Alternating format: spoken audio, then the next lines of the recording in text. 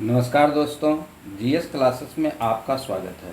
आज हम लोग बिहार पंचायती राज व्यवस्था को एक नज़र में चार्ट के माध्यम से देखने का प्रयास करेंगे। इससे पहले हमने कई वीडियो पंचायती राज व्यवस्था पर विस्तृत रूप से दिया, उसे भी आप देख सकते हैं। लेकिन इसका मुख्य उद्देश्य परीक्षा में जाते जाते एक नज़र में कैसे हम बिहार पंचायती राज व्यवस्था को समझेंगे, यह सभी परीक्षाओं के लिए बहुत ही महत्वपूर्ण है।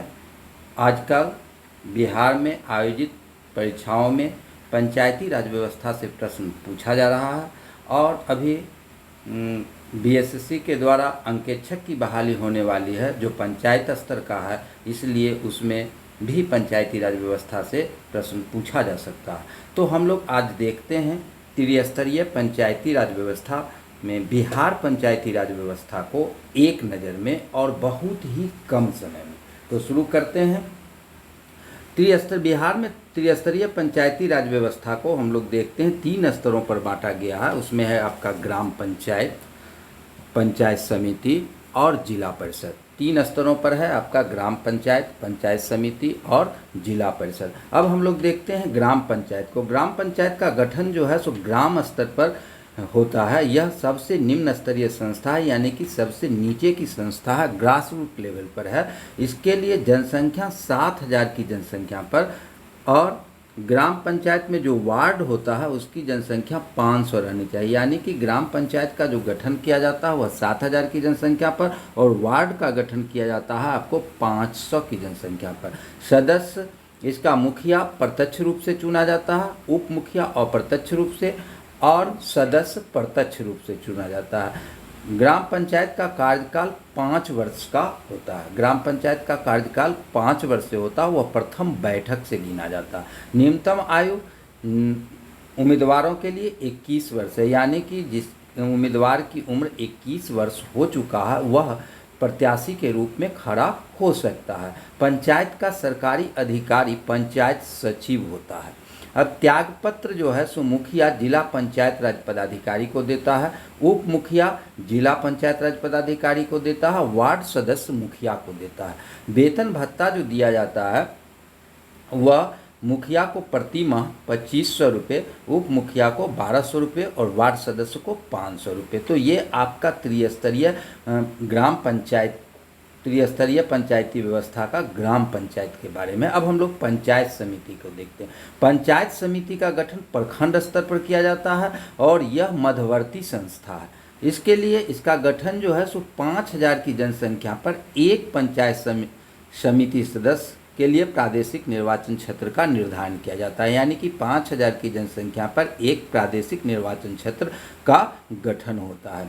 इसके सदस्य में प्रमुख और प्रत्यक्ष रूप से चुने जाते हैं, यानी कि वो भी पंचायत समिति सदस्य के रूप में चुन के आते हैं और बाद में पंचायत समिति सदस्यों के द्वारा प्रमुख का चुनाव किया जाता है। उप प्रमुख भी अप्रत्यक्ष रूप से चुने जाते हैं, यानी कि वो भी पंचायत समिति सदस्य के रूप में चुन के आते हैं और उनका चुनाव जो है पंचायत समिति सदस्यों के बीच में से किया जाता है। और सदस्य जो होते हैं यानी कि पंचायत समिति सदस्य वह प्रत्यक्ष रूप से चुन के आते हैं। इनका कार्यकाल 5 वर्ष है। न्यूनतम आयु उम्मीदवारों की 21 वर्ष है। यहाँ पंचायत समिति का पदाधिकारी जो होता है प्रखंड विकास पदाधिकारी, वही कार्यपालक पदाधिकारी भी होते हैं। प्रमुख अनुमंडल दंडाधिकारी को अपना त्यागपत्र देते हैं और उप प्रमुख प्रमुख को देते हैं और पंचायत समिति सदस्य भी अपना त्यागपत्र प्रमुख को देते हैं। बैठक इसका 2 महीने में कम से कम एक बार होना चाहिए। 2 महीने में कम से कम एक बार होना चाहिए। वेतन भत्ता जो है प्रमुख को 10,000 रुपये, उप प्रमुख को 5,000 रुपये और पंचायत समिति सदस्य को 1,000 रुपये दिया जाता है। अब हम लोग देखते हैं जिला परिषद। जिला परिषद का गठन जो है सो जिला स्तर पर किया जाता है। यह सर्वोच्च संस्था यानी कि पंचायती राज व्यवस्था का सबसे ऊपर की संस्था ये है। इसका क्षेत्र का निर्धारण 50,000 की जनसंख्या पर जिला परिषद सदस्य प्रादेशिक निर्वाचन क्षेत्र का किया जाता है। इसका अध्यक्ष का चुनाव अप्रत्यक्ष रूप से होता है, यानी कि जिला परिषद सदस्यों में से अध्यक्ष का चुनाव होता है। उपाध्यक्ष का भी चुनाव अप्रत्यक्ष रूप से होता है, यानी कि ये भी सदस्य के रूप में, जिला पार्षद सदस्य के रूप में चुन के आते हैं, उन्हीं में से उपाध्यक्ष का चुनाव किया जाता है। और जिला पार्षद प्रत्यक्ष रूप से यानी कि जनता के बीच से चुन के आते हैं। जिला परिषद का भी कार्यकाल 5 वर्ष का होता है। इसके उम्मीदवारों की न्यूनतम उम्र प्रत्याशी बनने के लिए 21 वर्ष है। इसका प्रमुख अधिकारी उप विकास आयुक्त होते हैं। जिला परिषद के जो अध्यक्ष होते हैं वह जिला दंडाधिकारी को अपना त्याग पत्र देते हैं। उपाध्यक्ष अध्यक्ष को देता है और जिला पार्षद अध्यक्ष को देता है। इसकी बैठक कम से कम 3 महीने में एक बार होनी चाहिए। अध्यक्ष का वेतन 12,000 रुपये प्रति माह है, उपाध्यक्ष का 10,000 रुपये प्रति माह और सदस्य का 2,500 रुपये प्रति माह। अब हम लोग देखते हैं ग्राम कचहरी। ग्राम कचहरी का निर्धारण, ग्राम कचहरी का निर्माण जो है सो प्रत्येक पंचायत में किया गया है। इसमें भी जनसंख्या यानी कि एक ग्राम कचहरी के निर्माण के लिए 7,000 की जनसंख्या होना चाहिए, यानी कि 7,000 की जनसंख्या पर ग्राम कचहरी का निर्माण किया जाता है। और ग्राम कचहरी के जो पंच चुने जाते हैं उसके लिए 500 की जनसंख्या यानी कि एक वार्ड से चुने जाते हैं जो 500 की जनसंख्या पर निर्धारित होता है। सदस्य सरपंच प्रत्यक्ष रूप से चुन के आते हैं, उप सरपंच अप्रत्यक्ष रूप से चुन के आते हैं। कहने का तात्पर्य ये है कि जो पंच चुने जाते हैं, पंच में से उप सरपंच का चुनाव होता है। और सदस्य इसका प्रत्यक्ष रूप से चुन के आते हैं यानी कि जनता के द्वारा चुने जाते हैं। ग्राम कचहरी का भी कार्यकाल 5 वर्ष का होता है। न्यूनतम आयु उम्मीदवारों की 21 वर्ष है।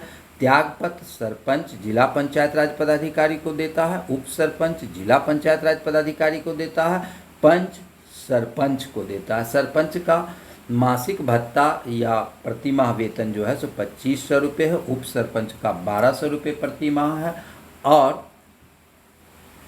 पंच का प्रति माह जो है सो 500 रुपये है। तो ये हो गया आपको बिहार पंचायती राज व्यवस्था का त्रिस्तरीय, तीनों स्तर पर कैसे कैसे है। तो इससे भी आप कई सवालों का जवाब आसानी से दे सकते हैं और इसके लिए विस्तृत में हमने वीडियो बनाया है, उसमें भी देख सकते हैं। अब हम लोग देखते हैं बिहार ग्राम पंचायत की समितियां। बिहार में ग्राम पंचायत की 6 समितियां हैं। 6 समितियों में योजना समन्वय वित्त समिति, उत्पादन समिति, सामाजिक न्याय समिति, शिक्षा समिति, लोक स्वास्थ्य परिवार कल्याण ग्रामीण स्वच्छता समिति और लोक निर्माण समिति है। योजना समन्वय वित्त समिति का अध्यक्ष मुखिया होता है। यह ग्राम पंचायत से संबंधित सामान्य कार्य और अन्य समितियों में कार्यों को समन्वय तथा अन्य समितियों के प्रभाव को कार्यों को देखती है। उत्पादन समिति का अध्यक्ष कोई भी हो सकता है। पंचायत समिति, पंचायत के जो सदस्य होते हैं, पंचायत कार्यकारिणी के जो सदस्य होते हैं उनमें से हो सकता है। इनमें कम से कम 3 तथा अधिक से अधिक 5 सदस्य हो सकते हैं। इसका काम है कृषि, पशुपालन, डेयरी, कुक्कुट पालन, मत्स्य पालन आदि को देखना।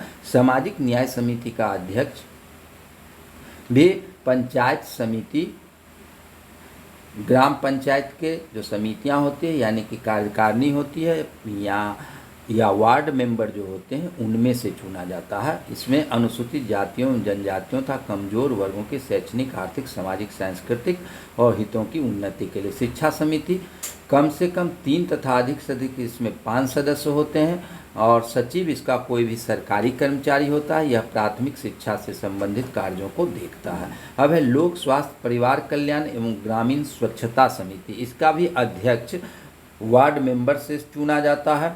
इसमें से कम 3 तथा अधिक से अधिक 5 सदस्य हो सकते हैं। अब लोक स्वास्थ्य परिवार कल्याण एवं ग्रामीण स्वच्छता से संबंधित कार्यों को देखती है। उसके बाद है लोक निर्माण समिति। इसमें भी एक अध्यक्ष होता है। कम से कम 3 तथा अधिक से अधिक 5 सदस्य होते हैं। इसका सचिव जो होता है सरकारी कर्मचारी होता है। ग्रामीण आवास, जलपूर्ति, विद्युतीकरण आदि से संबंधित कार्य देखा जाता है। अब इसको देख लें, मुखिया जो है सो प्रत्येक समिति के लिए अध्यक्ष नामित करेगा, यानी कि योजना समन्वय वित्त समिति का जो अध्यक्ष होता है वह स्वयं मुखिया होता है एवं अन्य समिति के लिए अध्यक्ष नामित मुखिया करेगा। मुखिया भी अधिक से अधिक 3 समितियों का अध्यक्ष रह सकता है। एक योजना समन्वय वित्त समिति का तो वो होगा ही और इसके अलावे 6 समितियों में से 2 और किसी समिति का वह अध्यक्ष हो सकता है, रह सकता है। प्रत्येक समिति में कम से कम एक महिला सदस्य होगी और ग्राम पंचायत का कोई निर्वाचित सदस्य 3 समितियों से अधिक में नहीं रहेगा। यानी कि मुखिया भी अधिक से अधिक 3 में रह सकता है और अन्य यानी कि वार्ड मेंबर भी अधिक से अधिक 3 समितियों का रह सकता है। और अन्य समितियों के लिए अध्यक्ष का नामित करने का काम मुखिया करता है। तो ये पंचायत से संबंधित चार्ट पर महत्वपूर्ण तथ्य था जो आप एक नज़र में देख सकते हैं। इसके अलावा हमने बिहार पंचायत राज समिति से बिहार पंचायती राज व्यवस्था से संबंधित 2 वीडियो और देंगे जिसमें 50-50 ऑब्जेक्टिव क्वेश्चन होगा, जिसके माध्यम से आप बिहार पंचायती राज व्यवस्था के सभी प्रश्नों का हल आसानी से कर सकते हैं। तो वह भी 2 वीडियो हम डाल देंगे। यह बिहार कर्मचारी चयन आयोग के द्वारा जो अंकेक्षक की परीक्षा हो रही है उसके लिए काफ़ी महत्वपूर्ण हो सकता है, क्योंकि बिहार पंचायती राज व्यवस्था से बहुत सारे क्वेश्चन उसमें पूछे जा सकते हैं। इसके अलावा बिहार एसएससी द्वारा जो भी परीक्षाएं आयोजित की जा रही है उसमें पंचायती राज व्यवस्था से क्वेश्चन रहते हैं, तो इसके माध्यम से आप इसे आसानी से हल कर सकते हैं। और मेरा और वीडियो आप पंचायती राज व्यवस्था पर है, उसको भी आप देख सकते हैं। तो हम अगले वीडियो में बिहार पंचायती राज व्यवस्था से और ऑब्जेक्टिव क्वेश्चन डाल देंगे। धन्यवाद।